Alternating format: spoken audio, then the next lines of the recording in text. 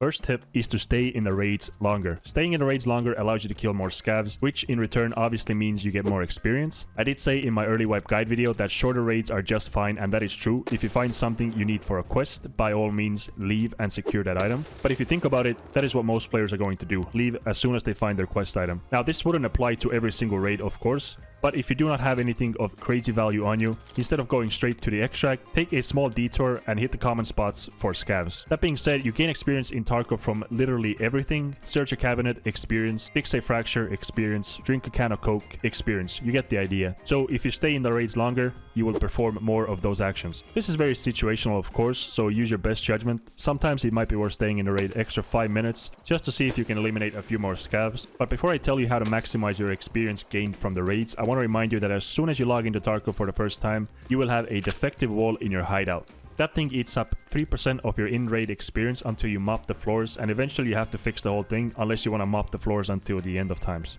But how do you maximize your experience in raids? Killing enemies is going to be your most common way of accumulating experience throughout the raid. Even though scavs don't really compare to what you gain from killing raiders, rogues, bosses, and other PMCs, they will be the most common enemy you run into. If you kill a scav, you gain a small amount of experience, but if you kill a PMC, you get over twice as much experience. So does that mean you should be focused on killing PMCs? The answer is no. Even though scavs can be absolute pain to fight at times, PMCs are gonna be the ones that usually end your raids and send you back into the lobby. So avoid fighting PMCs at all costs unless you have a specific quest that asks you to do so. First rule of killing any enemy when it comes to maximizing experience is kill everything with a headshot. Headshots land you an extra 1.1x experience on top of the kill itself. As I showed you before, one scav kill nets you 80 experience, and just for demonstration purposes, let's act like it's 100 XP. So if you kill 10 scavs, you get yourself 1000 XP.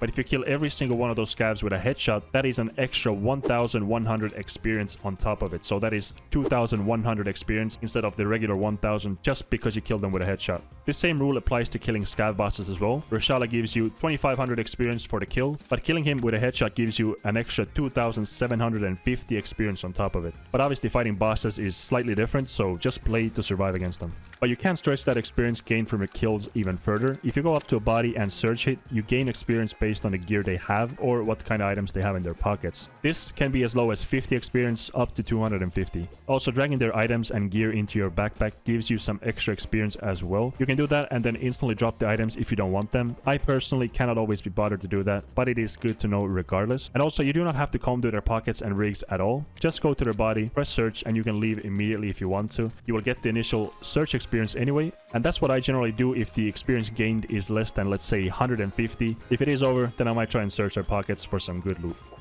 Long shots are another way to get yourself an extra 100 experience on top of your kill.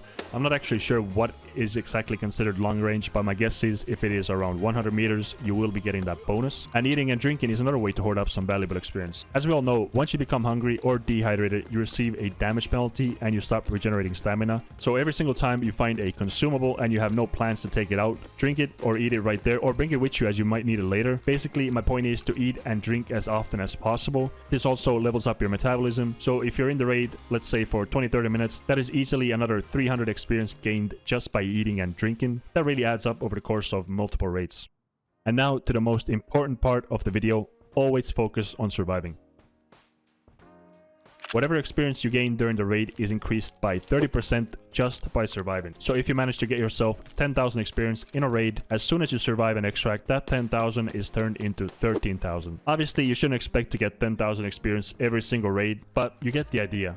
That 30% really stacks up over the course of the wipe, so survival is the most important part of leveling up. If anything I say in this video puts you in real danger of not being able to survive, just ignore it. Survival is the most important part of your raid, so do not get greedy and try and do 10 quests in a single raid. Questing is the second biggest contributor to your experience, but like I said, do not get greedy and try and do every single quest in one raid. We all try and do it at some point, and we all pay the price for it. If you are new to Tarkov, just focus on a single quest at a time. Unless there are multiple pickup quests in the same location, obviously that is a no-brainer, go for it. But I wouldn't recommend going for quests that are fair distance apart and require you to explore multiple hotspots in one raid. Over time, as you get more confident, maybe bring it up to 2 quests per raid. But my general rule of thumb is I won't try and do more than 3 in one raid. Obviously, some situations are different and allow me to do 4 or 5 in one raid, but you do get the idea. You have to remember that there are other players out there during the early wipe that are doing the exact same quests as you. So if you have 3 or 4 different pickups across the map, you have a very good chance of running into people who are either doing the exact same quest as you, or maybe they have another quest in that same area, as a lot of the locations aren't just one and done when it comes to questing. The more you try and do at once, the more you have to lose, meaning you have to go and do it all over again. So remember to know your limits, but work towards being able to do 2 or 3 quests at once, as that is obviously much more effective. Also remember that a lot of quests in game require you to hand over found in raid items. Those items can be collected in advance. For example, the first quest that Therapist hands you is called First in Line. It requires you to hand over 3 found in raid medicine items, which is pretty simple, but if one of those items is a Salewa, you are better off keeping it, since the quest right after it requires you to hand over 3 found in raid Salewas, and regular medicine items are basically everywhere.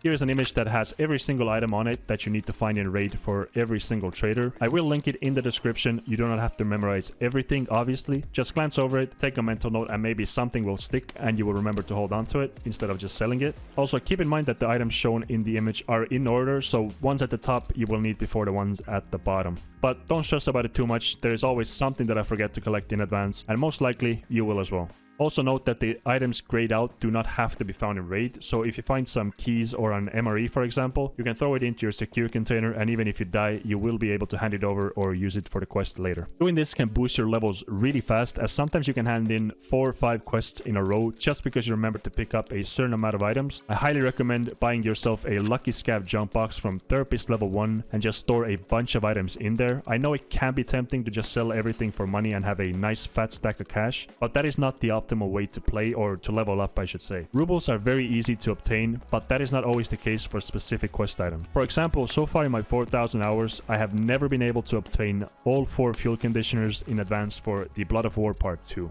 As soon as you reach level 5, you unlock daily quests, and at level 15 you get access to the weekly quests. These can be a great way to boost your experience, but they can also be an exceptional waste of your time. When it comes to doing your dailies and weeklies, try to line them up with your main quest line. The rewards vary based on difficulty, but some of them are just not worth putting your time into. If you have a quest on Shoreline to go and mark the ambulances and drones or whatever it is, having a daily or a weekly to just kill scavs on Shoreline is perfect. You will do that anyway, so it's just simply a nice bonus for you. On the other hand, if you have a daily in reserve to go and jump off the dome and you do not have any other quests in reserve, just skip it or replace it. But do remember that replacing quests costs money and reduces your trader rep. Sometimes it might be best to just skip it altogether and lose out on the 2000 experience rather than lose some of the reputation with the trader, as you do need it to level them up eventually.